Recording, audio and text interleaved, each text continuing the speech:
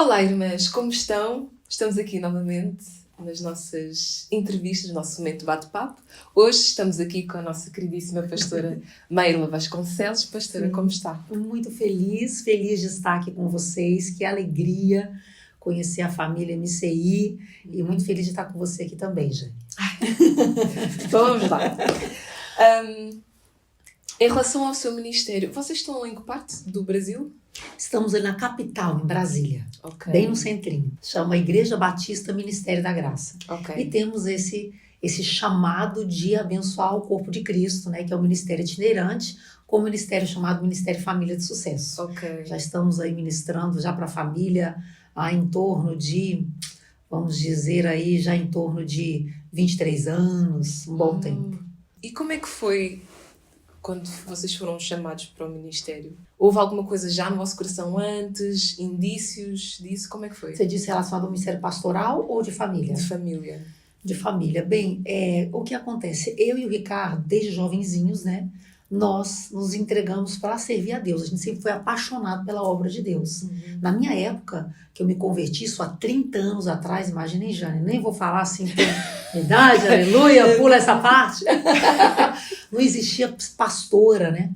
Mas eu era daquela que, nos apelos missionários, eu ia na frente, dizia, Senhor, eis-me aqui, né? Quem irá por mim, pergunta o Senhor, eu dizia, eis-me aqui. E então eu me entreguei muito cedo para o ministério, quando adolescente, meu esposo também, a gente sempre querendo ser muito usado por Deus. E eu louvo a Deus porque nós tivemos líderes, pastores que acreditavam em nós, assim, investiram em nós. E o nosso pastor da nossa igreja tinha um ministério de família, chamado Ministério SOS Família. Okay. E ele precisava de obreiros para cuidarem desse ministério. E ele orando, Deus falou com ele, e quem ele vocacionou para estar no ministério? Nós, um dia ele nos desafiou, nós éramos recém-casados, tínhamos um mesinho de casados. E ele falou, Ricardo e Maíra, eu quero chamar vocês para estarem cuidando do meu ministério juntamente comigo. E nós começamos a viajar o Brasil, porque nossos pastores, eles eram pastores itinerantes do Brasil, fora do Brasil também, e com o Ministério SOS Família. Então nós acreditamos que veio sobre nós, podemos dizer assim, um legado. Deus nos deu o privilégio de começarmos a aprender com os nossos pastores de perto, sermos muito ministrados, a gente viajava com ele, a gente carregava a mala do profeta, sabe? Sim. Né? E aí, quando recebemos realmente essa unção, um dia nosso pastor estava num culto e ele estava ministrando, ele tinha uma palavra muito poderosa. E o Ricardo fala que lembra disso claramente. Quando ele chegou, colocou a mão na cabeça do Ricardo e numa ilustração de mensagem falou, e sobre você eu derramo a minha unção. Ele estava ministrando assim uma ilustração. Mas naquela hora o Ricardo falou assim, que sentiu que veio a unção sobre a vida dele. Foi muito forte. Uau. E o meu pastor tem 2 filhos que são pastores poderosos ali em Brasília, de grandes igrejas. Mas os próprios filhos dizem, olha, eu acredito, Ricardo e Maíra, que vocês que herdaram essa unção do Ministério de Família. Então, para nós, assim, um grande privilégio. É um chamado. E nós somos muito felizes de responder esse chamado. Ai, graças a Deus. E, consequentemente, vocês também foram abençoados na vossa família, né? Eu acredito. Sim. Porque para a pessoa poder ministrar algo, tem que ter autoridade. É verdade. Nós somos pais de 4 filhos, né? Temos, assim, o privilégio de ter uma família grande. Mas também um dos legados que nós aprendemos dos nossos pastores, porque eles eram, assim, excelentes pregadores no púlpito e fora do púlpito. Pois. Excelentes pais, marido, esposa, porque eu vim, Jane, de um lar não cristão, um lar assim desestruturado. O casamento dos meus pais era muito desestruturado. Meu esposo veio de um lar de pais separados, você tem ideia, o desajuste era tão grande, irmãs, assim, no lar do meu marido, que ele fumou maconha com o pai. Então, assim, era um desajuste muito grande. Mas nós tivemos o privilégio de aprender com os nossos pastores como ter uma família estruturada, de acordo com a palavra de Deus. E assim, tivemos o privilégio de aprender, de sermos mentoreados, discipulados. E eu quero aproveitar e falar para você que está nos ouvindo aqui. Talvez você te fale assim, pastora, mas eu não vim de um lar de pastores. Às vezes é fácil, porque vocês são pastores, ficar falando isso e tal. Mas nós viemos de lares muito difíceis. mas aprendemos, Pois. colocamos em prática e passamos esse legado para a vida dos nossos filhos. E temos a felicidade, a grande alegria, graças a Deus, de termos os nossos filhos na presença do Senhor. Graças a Então, Deus. nossas filhas mais velhas são pastoras, né? Nos ajudam no ministério. Nosso terceiro filho é um pré-pastor, que a gente fala, seminarista. E nosso caçulinha também, um menino de Deus, ama tanto Jesus, 16 anos, trabalha na igreja. É uma grande alegria. A chave é essa, não é? De serem mentoreados. Porque eu acho que tem, não sei, eu acho que tem muitas pessoas que podem ter questões muito fortes em relação a casar por causa daquilo que viram, de terem crescido e não terem visto exemplo nenhum desde pequenos, ou a vida toda, digamos assim. E a chave é mesmo essa, e é isso que vocês fazem, não? Vocês também mentoreiam e ensinam outras pessoas, não é? No vosso ministério. É isso aí, Jane. Eu acredito de coração que Deus tem um propósito, a gente ter uma família bem-sucedida. Esse é o propósito de Deus, é o projeto de Deus, né? A gente vê Noé, quando foi fiel a Deus e o Senhor foi trazer juízo sobre a terra, Deus não chegou simplesmente para Noé e falou: Noé, por causa da sua fidelidade eu vou salvar só você. Deus disse: Noé, por causa da sua fidelidade eu vou salvar você, a sua esposa, seus filhos, suas noras. A gente vê que o nosso Deus é um Deus de família, é um Deus de família. Então ele ama a família. Agora, é muito importante a gente acreditar nisso e estar aberto a aprender. Pois, Né? exato. Porque com os meus pais eu aprendi como não ser. Então, tem casamentos que a gente olha e fala assim: eu aprendo a não agir desse jeito. Porque meus pais, a despeito de serem pais maravilhosos, deram o melhor que podiam, né? Mas não eram cristãos. Então, Pois. assim, foi muito difícil. Então, eu acredito que a gente tem que aprender, se abrir para aprender. E já lhe falo sério, a gente estava conversando aqui antes da entrevista sobre profissões. Sim. Então, se a pessoa quer ser um bom profissional, por exemplo, quer ser um bom dentista, ele fica na faculdade 4, 5 anos para ser um bom dentista. Aí quem quer ser, vamos dizer, uma boa manicure, ela aprende com uma pessoa como fazer uma boa unha. E se nós queremos ser uma melhor esposa, uma melhor mãe, a gente também tem que aprender. Exato. A gente também tem que aprender com quem está na nossa frente, com quem venceu as batalhas, com quem tem sucesso nessa área e tem tido. Né? Então, eu acredito que esse foi assim, um grande privilégio que Deus nos deu a graça de ter. Que eu tive uma pastora que foi uma excelente mãe, uma excelente esposa.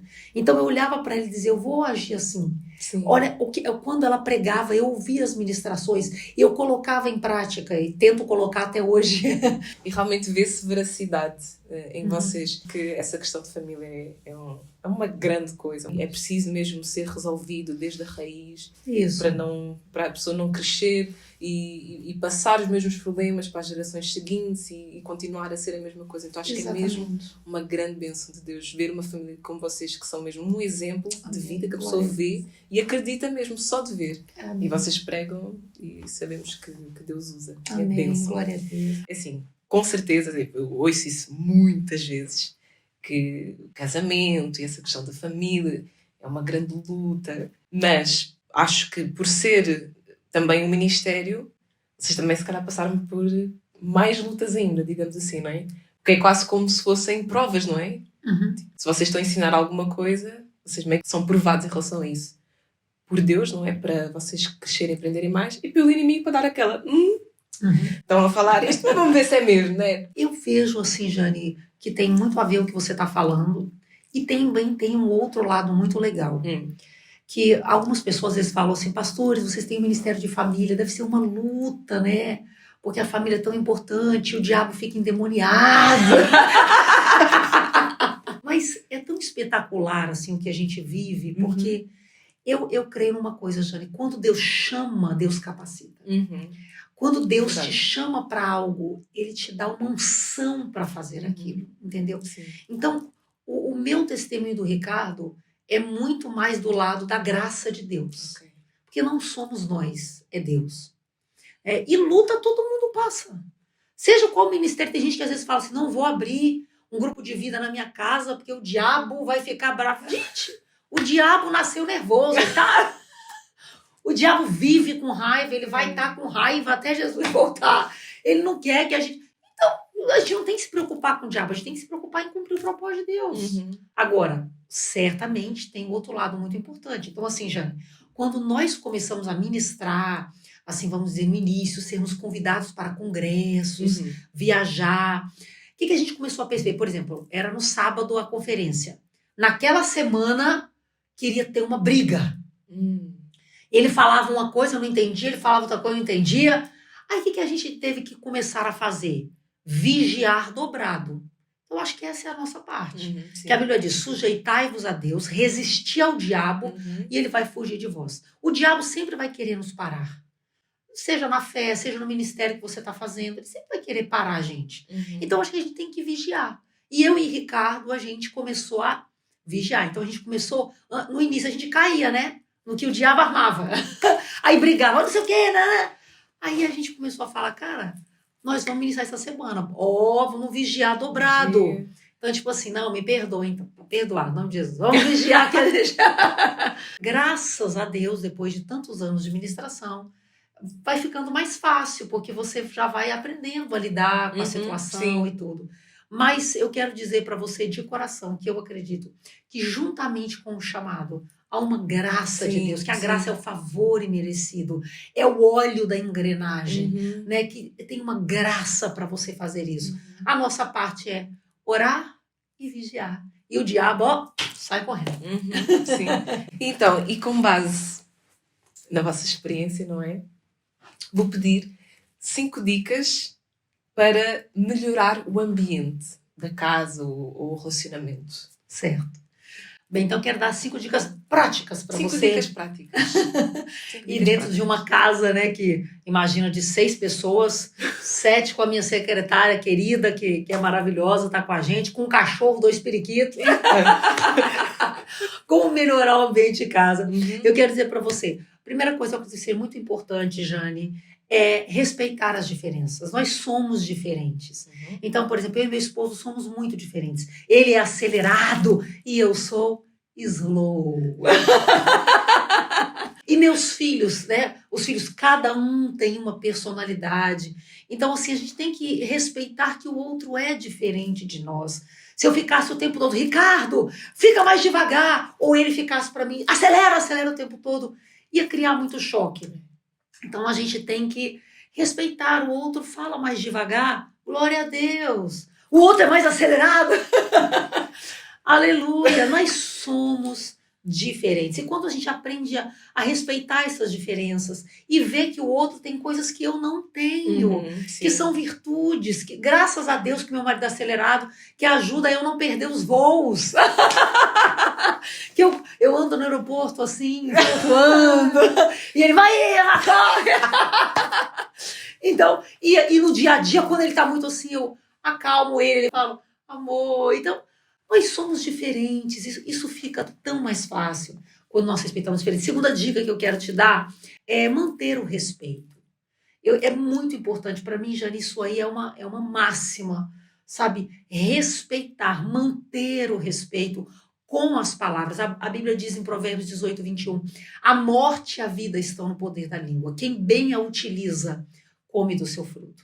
Então, a gente precisa ter cuidado com o que a gente fala. O que sai da nossa boca, né? Você não faz nada direito. Ou você vai conseguir, meu filho. Minha filha, você vai dar conta. Então, assim, aquilo que a gente fala é muito importante. Terceira coisa que tem a ver com isso, falar com calma, né? A Bíblia fala que a palavra dura suscita ira. Então é diferente, por exemplo, se eu chegasse e falasse, Jane, por que você não colocou essa xícara aqui? Aí, ó, palavra dura, por que você está falando assim comigo? Aí já começa, mas a Bíblia diz que a palavra branda desvia o furor. Se eu falar, Jane, por que você não colocou a xícara aqui? É diferente ou não é? É diferente. Dá até vontade de responder. Tem pessoas, às vezes, Jane, que falam assim, pastora Maíla, mas eu não sou igual a você. Calma, você que pensa. Eu tenho meu lado colérico, que eu tenho que segurar também. Todos nós temos os nossos desafios. Então, a gente tem que se condicionar. Deus me ajuda. E com a ajuda de Deus. Senhor, me ajuda a falar mais calmo, para trazer esse clima de paz dentro de casa. Quarta dica que eu quero te dar, cultivar o perdão. Perdão é muito importante. Perdoar não é sentir, perdoar é obedecer. Jesus, ele falou, Pai, perdoa as minhas dívidas como eu perdoo, né, aquele que tem me ofendido. Então a gente precisa manter o perdão, dizer eu perdoo em nome de Jesus. Nem que comece assim, eu perdoo em nome de Jesus, né? Mas fala, Senhor, opera o perdão no meu coração. Eu vou fazer esse ano 29 anos de casada, Jane, e eu afirmo, jamais eu teria chegado até aqui se eu não tivesse tido a prática do perdão. Quantas vezes eu perdoei meu marido, ele me perdoou. Nós perdoamos os nossos filhos, Senhor, perdoa essa criança, né? Enfim. E a quinta coisa, a quinta coisa muito importante, é convidar Jesus para dentro da nossa casa. Né?